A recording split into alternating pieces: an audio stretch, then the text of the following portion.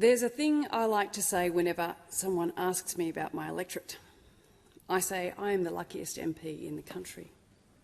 And when I say it, I'm not referring to our beaches, the beautiful opal waters of Port Phillip Bay, and I'm not referring to the sparkling leaves in the hills alongside our vineyards, or our walking tracks where a daily collision with a koala or an echidna or a roo is pretty common.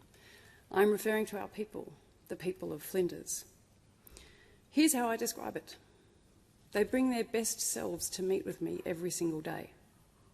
Their kindness, their generosity, their sense of adventure, combined with a sense of resilience and responsibility to one another. They look after each other.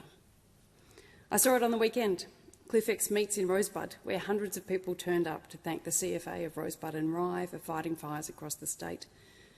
The people of Rosebud are of modest means, but Beck and Blair made a call out and people turned up and stuffed their $20 and $50 notes into those plastic jars, and our fireys chomped down on a snag with some sauce. I saw it at the Bondi market, where people stopped for a chat to check in on one another, and there too to stuff more money in those CFA tins. And then at the Portsea Swim Classic, where I was worried about everyone's welfare because of the easterly gale, but the organisers, they looked at me with a bit of a giggle and said, "We've got this, Zoe, because we're lifesavers."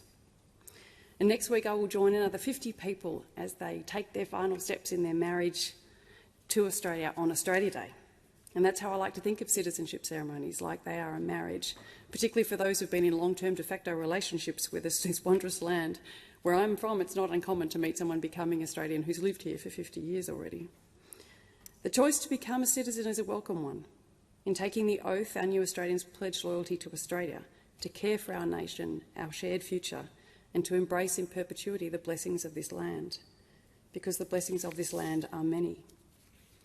As a country, we have been particularly good at imparting the notion that when you come to Australia, you join our way of life so amply demonstrated that Sunday night in mid-December, when families gathered on a warm, early summer evening at Bondi Beach to have a barbecue, to play games, to have a swim, a surf, or to just catch up.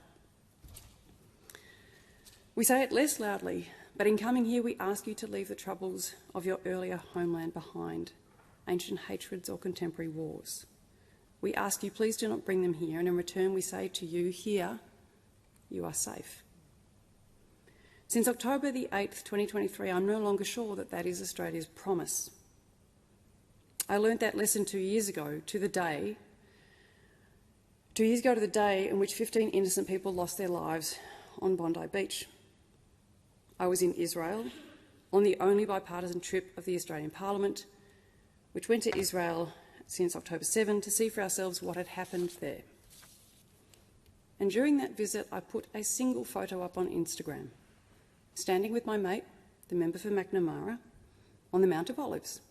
And I wrote, "I'm proud to stand on and in Israel with this bloke." A few hours later, the comments started coming in. Hate-filled references to violent colonial oppressing regimes, genocide and terrorism, the sound of children being brutally murdered. People suggested I lacked moral fibre. "You make me sick. I'm disgusted in you. You are vile." "Free Palestine," many wrote. And one odd one: "If you've ever wondered how atrocities like the Holocaust happen, it's because of apathetic politicians like you."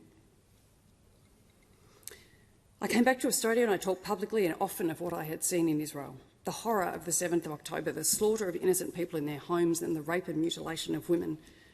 The targeting in particular of those who had sought to live in peace with the people of Gaza in the border town Kibbutzim.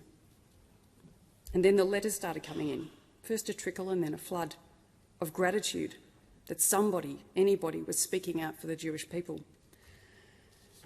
Not only in Israel, but here in Australia, where they needed to hear it.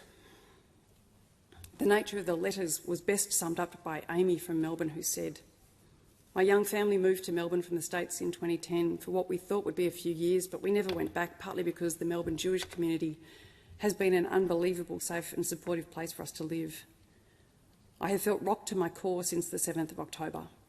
I watched your interview on Sky News and for the first time in months really felt safe. You speaking out means everything to me."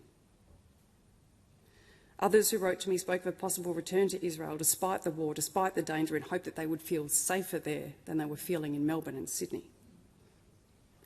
In In my very first words in this place, in my maiden speech, I pondered, what happens here in this parliament and in this country when we find ourselves surrounded on these benches by men and women who have never read Primo Levi's If This Is a Man? On the 14th of December, I realised that day had already come.